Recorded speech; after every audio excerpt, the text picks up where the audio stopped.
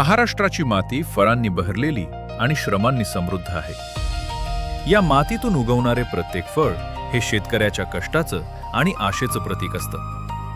या फळबागांना नवी दिशा, नवे तंत्रज्ञान आणि अधिक बाजारपेठ मिळवून देण्यासाठी शासनातर्फे राबवले जात आहे एकात्मिक फलोत्पादन विकास अभियान. या योजनेचा मुख्य उद्देश म्हणजे राज्यातील विविध कृषी हवामान विभागानुसार प्रादेशिक गरजा लक्षात घेऊन फलोत्पादनाचा विकास करणे. संशोधन, आधुनिक तंत्रज्ञान, काढणीनंतरची प्रक्रिया, साठवणूक आणि विपणन या सर्व बाबींमध्ये समन्वय साधून फलोत्पादन क्षेत्र अधिक सक्षम करणे. शेतकऱ्यांचे आर्थिक उत्पन्न वाढवणे, त्यांच्या राहणीमानात सुधारणा करणे आणि नागरिकांच्या आहारातील पोषण मूल्य वाढवणे. पारंपरिक शेतीला आधुनिक शास्त्रीय ज्ञानाची जोड देत नवीन तंत्रज्ञानाचा प्रसार आणि प्रचार करणे आणि विशेषतः बेरोजगार तरुणांसाठी रोजगाराच्या संधी निर्माण करणे अशी देखील या अभियानाची उद्दिष्ट आहेत.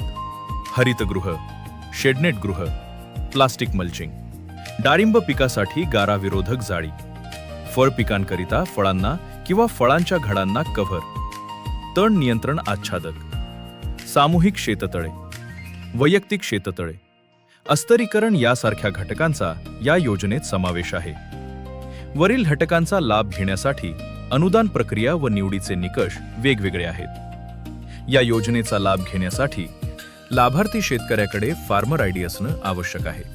अनुसूचित जाती व जमाती प्रवर्गातील शेतकऱ्यांसाठी जात प्रमाणपत्र आवश्यक आहे.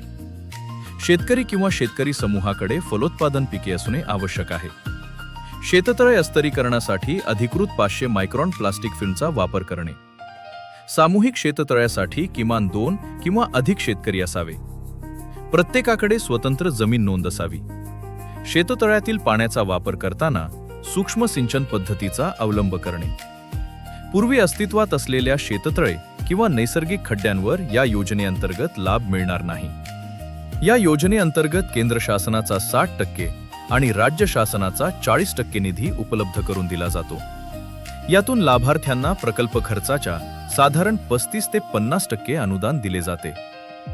या योजनेसाठी www.mahadbt.maharashtra.gov.in या संकेतस्थळावर जाऊन अर्ज करावा. अर्ज करताना फार्मर आयडी, आवश्यक असल्यास जात प्रमाणपत्र तसेच खरेदी करावयाच्या उपकरणांचे कोटेशन किंवा बिल सादर करणे आवश्यक आहे. मी आपले जेजुरीचे पर्यवेक्षक स्वाती यादव यांच्याकडून थोडीशी माहिती घेतली. माहिती घेतल्यानंतर शेडनेटचा डोक्यात विचार आला. पूर्वी आपण ओपन जी शेती करायचो त्याच्या शेतीमध्ये जरा थोडंसं वातावरणाचा परिणाम, पाऊस वाऱ्याचा परिणाम व्हायचा. त्याच्यामुळं आपल्याला उत्पन्न पाहिजे असं मिळत नव्हतं.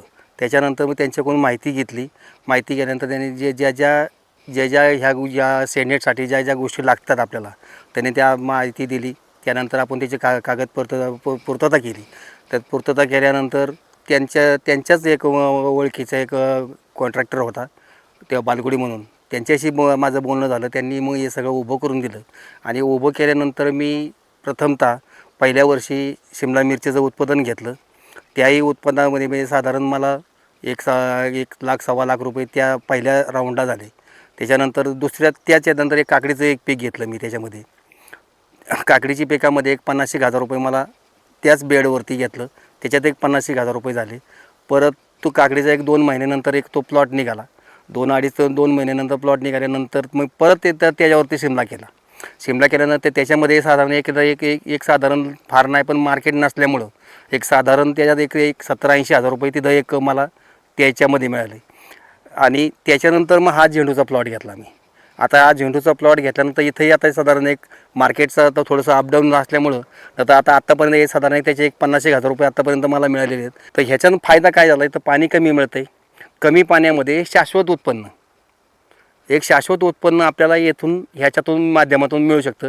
जरी उद्या काय मार्केट कमी झालं, आपण कुठल्याही पिकाला कुठल्याही वातावरणामध्ये शेडनेट असेल तर कुठल्याही वातावरणामध्ये आपण कुठलंही पीक कधीही घेऊ शकतो. हा एवढा याचा बेनिफिट आपल्याला मिळतो आहे. मी झेंडे केशव करबा, मी दिवे गावाचा रहिवासी, तालुका पुरंदर, जिल्हा पुणे.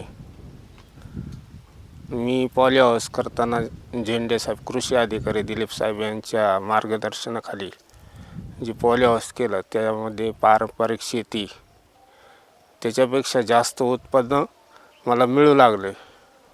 स्टार्टच मी पॉली हाऊसची काकडी हे पीक घेतलं. ते पीक घेताना जे मार्गदर्शन झालं कृषी अधिकारी सहाय्यक सासवड ग्रामविकास अधिकारी यांनी जे मला मार्गदर्शन केलं, काकडीचं उत्पादन घेतलं, त्यासाठी मला पहिल्यांदाच 5 लाख रुपयाचं उत्पादन दिलं. आणि मी जे पॉली हाऊस केलं इकडनं तिकडनं घेऊनच केलं होतं. थोडंसं सहकार्य लोकांनी केलं मला आणि नंतर मला अनुदान भेटलं. त्या अनुदानातनं मी ते पॉली हाऊसचं शेड नील केलं आणि त्यानंतर उत्पादन मला बाहेरच्या शेतीपेक्षा जास्त प्रमाणात मिळू लागलं. हे सगळं पॉली हाऊस करताना मला जे जे अडचण आली अनुदानाला ते कृषी अधिकाऱ्यांनी सगळ्यांनी सहकार्य करून त्यातून मला मार्ग काढून त्यांनी मला अनुदान मिळवून दिलं. एकात्मिक फलोत्पादन विकास अभियान ही केवळ एक योजना नाही, तर फलोत्पादनाच्या माध्यमातून शेतकऱ्यांच्या उत्पन्नात वाढ करणारी, पोषण मूल्ये वाढवणारी आणि ग्रामीण भागात रोजगार निर्माण करणारी एक सर्वसमावेशक चळवळ आहे. अधिक माहितीसाठी नजीकच्या कृषी कार्यालयाशी संपर्क साधावा.